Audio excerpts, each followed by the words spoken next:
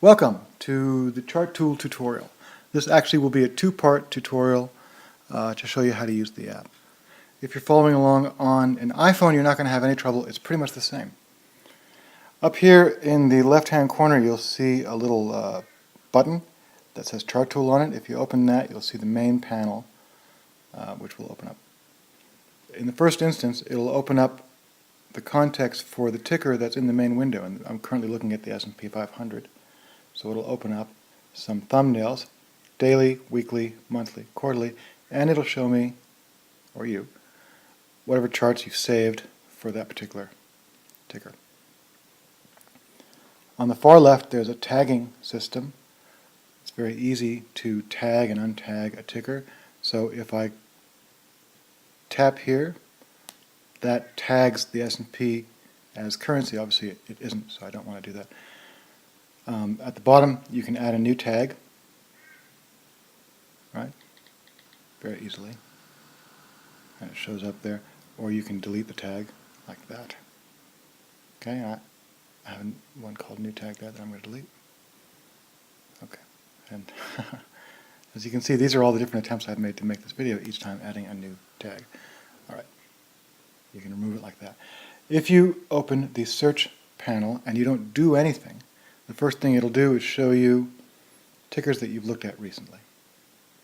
Okay? Or you can search.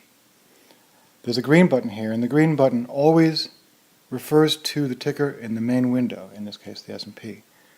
If you are in a different place, if you're looking at a different ticker, you can always go back that way.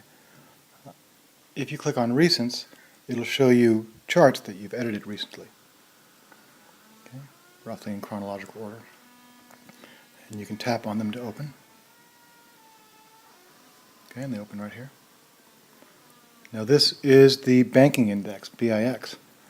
Now I can touch that to go to that context, or I could have hit the green button because the BIX was in the main window then. And now I have three charts that I've been working on for the banking index. Okay. If you click on alerts, you'll see any alerts you have.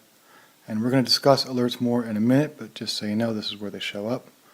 And if you click on the globe over here, you'll see a predefined collection of tickers.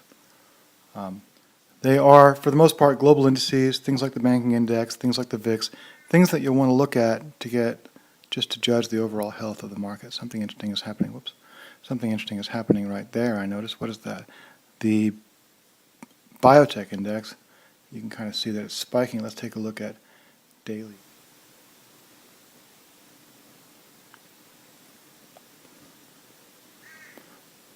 Where is it? Now, we could just as easily, yeah, it's spiking up pretty hard. We could just as easily have pushed the button right there and gone to the specific context for that ticker.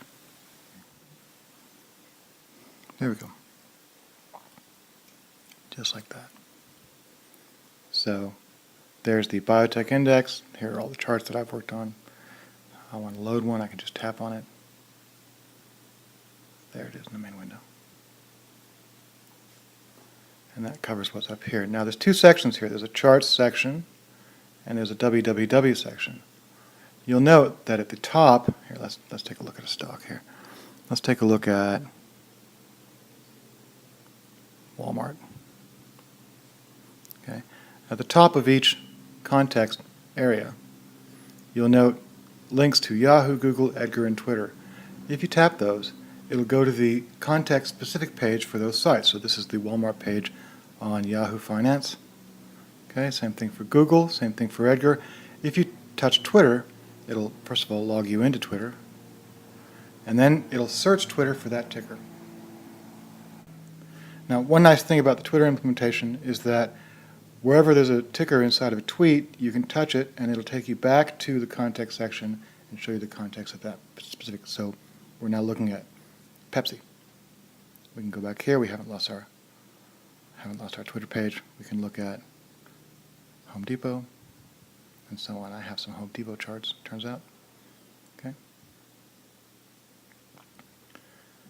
Another thing that's nice about the Twitter implementation is that if you look at your own tweets,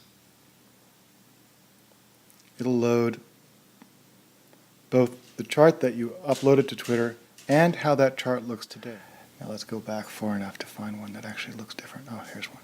So here I posted a chart, okay, and since then it's moved a bit. That's not the best example. Let's go further. Let's go even further. Huh? Here we go. This is a good one. So here's one of the S&P, and then here's one about a week later. If you tap the second one on the right, it will load it in the main window. There you go.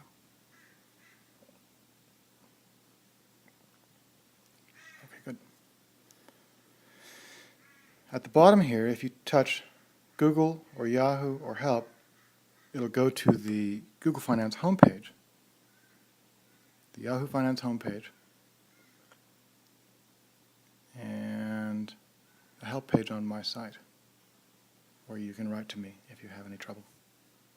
And there's a few help topics here as well. If you want to go back to somewhere you've looked at previously, this table here keeps a record of all the places you've been. So we can go back and look at the biotech index, just like that. Okay, and we can decide we want to edit that.